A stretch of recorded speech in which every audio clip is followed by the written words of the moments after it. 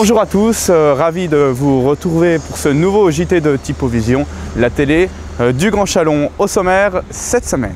Octobre Rose lancé le week-end dernier avec comme point d'orgue la grande marche La Chalonnaise le 23 octobre prochain, la 82e foire du Grand Chalon sur le centre nautique et sur le parc des expositions et les images qui ont marqué la semaine chalonnaise. Mobilisez-vous contre le cancer, tel est l'objectif de l'Octobre Rose 2016 lancé le week-end dernier à l'Hôtel de Ville par plusieurs associations du Grand Chalon. Les détails avec notre journaliste sur place. 1, 2, 3, partez!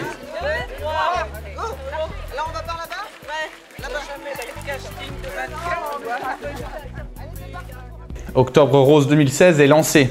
Les associations sportives du Grand Chalon réunies pour le dépistage du cancer du sein, qui peut toucher 8 femmes sur 10. L'association Toujours Femmes se mobilise pour combattre ce fléau. Nous accompagnons les femmes au dépistage du cancer et après, quand il y a une mauvaise nouvelle, on les suit jusqu'aux soins, puisque notre association est présente depuis 12 années sur Chalon. Et nous avons des personnes de tous les univers, au niveau de toute la Saône-et-Loire en particulier.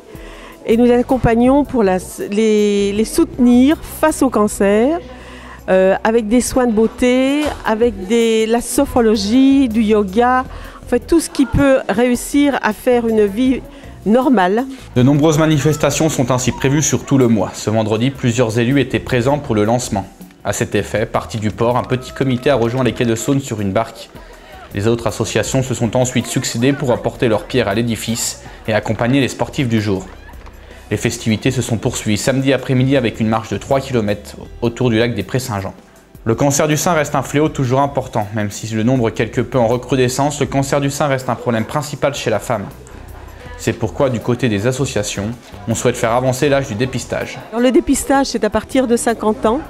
Nous, on essaye de se battre aussi pour que le dépistage se fasse sur des personnes un peu plus jeunes ou qui ont connu des personnes dans leur famille qui ont eu un problème de santé, tel que le cancer du sein, pour pouvoir avoir un dépistage beaucoup plus tôt. Et ça, c'est très très important.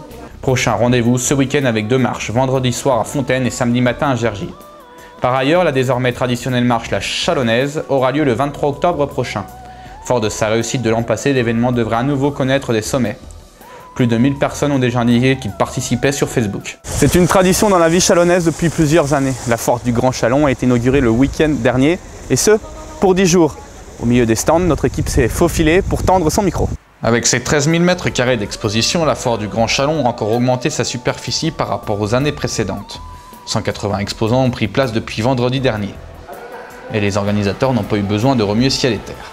Les exposants nous sont fidèles parce que ça doit prouver également qu'il se fait des affaires, puisque c'est quand même 10 jours de présence.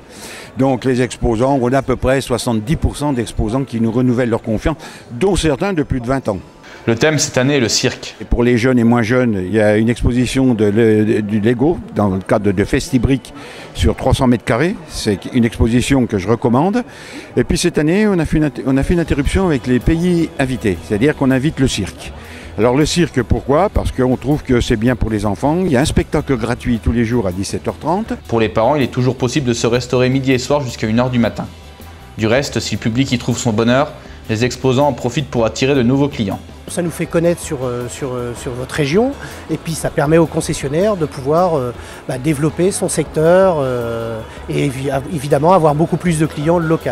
Avec des prix le plus souvent attractifs. L'avantage d'acheter sur la foire par rapport au magasin, ça va être d'avoir un prix plus intéressant, ce qui est tout à fait normal puisqu'on va commander en plus grande quantité.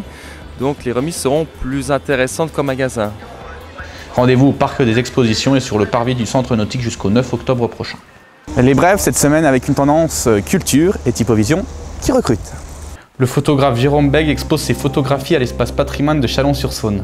Intitulée Dedans dehors, l'exposition met en valeur plusieurs lieux importants de Chalon-sur-Saône, le tout en noir et blanc. Découverte des cocottes de l'artiste Urville. Exposée dans l'enseigne Acte 2 rue aux Fèvres, les différentes œuvres se composent de métal ou de papier photographié. Pour les retardataires, le temps presse, vous avez jusqu'à la fin octobre pour acheter les œuvres.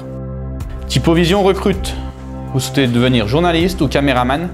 Nous avons une place pour vous. N'hésitez pas à venir nous rejoindre en tant que bénévole. Ce troisième journal de Typovision est désormais terminé. Merci à tous de nous avoir suivis et à très bientôt.